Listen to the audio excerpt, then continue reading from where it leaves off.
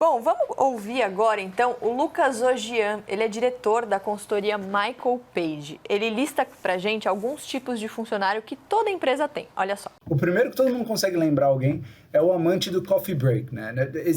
Tem em toda empresa aquela pessoa que você passa pelo hallzinho do café, do chá, da coca. A pessoa tá sempre lá, sempre querendo falar, conta história da vida inteira. Número 2, e esse é um que todo mundo gosta de ter perto, que é o sabe tudo. O sabe tudo é aquela pessoa que quando você está com dúvida sobre política da empresa, remuneração, qualquer dúvida que você tenha, seja de uma coisa mais operacional da empresa, quanto de tudo que envolve burocracia dentro dela, você vai lá e pergunta para essa pessoa, porque você sabe que ela tem as respostas, você sabe que ela sabe de tudo que está acontecendo na empresa. Número 3, e aí parte um pouco desses últimos 2, mas é um distinto, é a pessoa, é o fofoqueiro.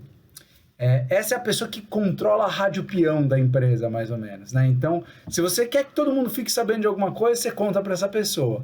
E acho que tem um que é legal, que é aquela pessoa do Bom Dia Segunda-feira, né? É aquela pessoa que é super entusiasta, uma pessoa que ama o trabalho. Meu, segunda-feira, 7h30 da manhã, a pessoa tá chegando com um baita de um sorriso no rosto, brilhando, dando bom dia para todo mundo. E em comparação, você tem as pessoas que odeiam a segunda-feira, né? Aquela antiga charge do Garfield, né?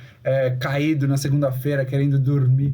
Acho que esses contrapostos aí existem há muitos anos e são muito divertidos na nossa empresa, né? E por último, acho que é um que a gente fala muito pouco dele no dia a dia, que é aquele trabalhador às escuras.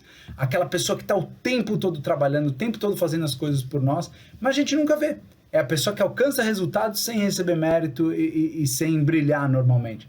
Essa é a pessoa que mais deveria aparecer. E realmente, acho que são alguns tipos de perfil que quando a gente para e pensa, sempre tem.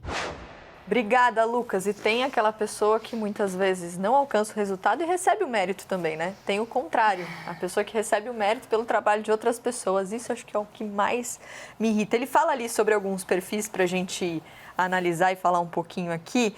Rádio peão. A rádio peão, gente, existe em toda empresa. Eu amo os dois aqui, ó, Keds, mas existe a rádio peão. Eu tô lembrando que a gente chamava muito de rádio peão lá no escritório onde eu trabalhava. A gente tinha rádio peão, mas ela tinha um outro nome. Mas eu não posso dizer qual é. Não, era um nome de uma pessoa mesmo. Olha, e tem outra coisa que ele falou. Mas era uma brincadeira. Karnal, a gente sabe que você acorda cedo. Você é a pessoa do Bom Dia segunda-feira. Não me faça te amar menos. Eu gosto de trabalhar e eu tenho muito bom humor pela manhã. Mas eu acho que a gente tem que cuidar para não ser invasivo no emprego. Tornando complexo o ponto da rádio peão, é que a pessoa bem informada da empresa sobre detalhes das outras pessoas e de meandros de poder, ela também serve as pessoas.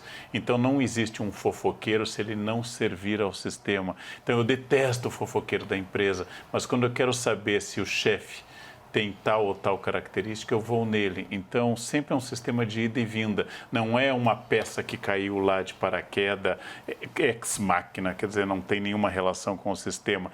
Infelizmente, para existir alguém que é o principal locutor da Rádio Peão, é porque tem público para a Rádio Peão, senão a rádio sairia do ar. E tem o amante do coffee break. Eu vou trazer uma informação aqui de bastidor. A gente fez uma reunião recentemente que tinha salgado, doce, tudo para comer. Quem estava comendo mais? A equipe do Tonight, obviamente. Gabriela pegou o quê? Uns 3 lanchinhos que eu vi. Não, foram poucos.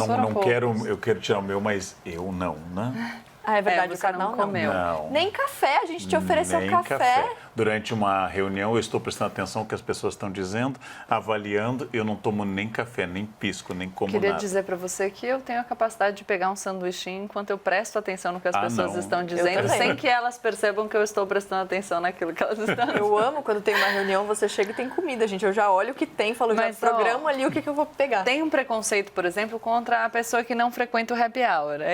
Eu enfim, cheguei na CNN na época de pandemia, mas na época do escritório, o pessoal fazia muito happy hour e eu não tenho essa característica. Eu falo, meu ambiente profissional é profissional. Eu vou, trabalho, enfim, depois volto para minha casa.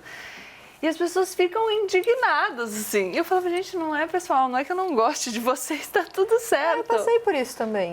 Então eu tô falando que você é que nem eu, só que você disfarça. Mas porque eu sempre vou preferir correr para casa para ver série. Mas a mesma coisa, entende? É preciso ir ao happy hour de vez em quando, sorrir. Olá, político! 4 S's do happy hour. Surgir, sorrir, saudar e sair. 4 S's do happy hour. Quanto tempo mínimo ali para ficar, para ser educado, elegante? Depende de quem está e qual é a importância. Mas sorrir com todos, falar com todos e depois Puxa correr. saco é o Não, eu tipo? sou eunuco. Já temos aqui nosso perfil na bancada. Vamos ouvir agora a Ana Gabriela Andriani, que é psicóloga. Ela diz o seguinte: muitas vezes os rótulos são um mecanismo de defesa. Olha só. Muitas vezes, quando a gente, isso é uma coisa importante, quando a gente fala do outro, quando a gente rotula o outro, a gente na verdade está falando mais da gente mesmo do que do outro.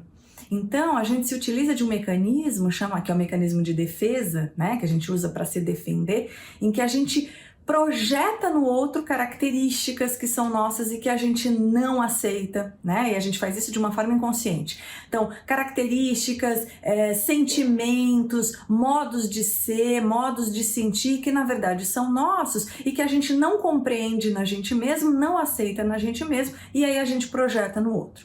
Então, muitas vezes é uma visão também reducionista a rotulação, porque a gente não tá vendo o outro, a gente tá vendo a gente mesmo, mas sem ter consciência disso.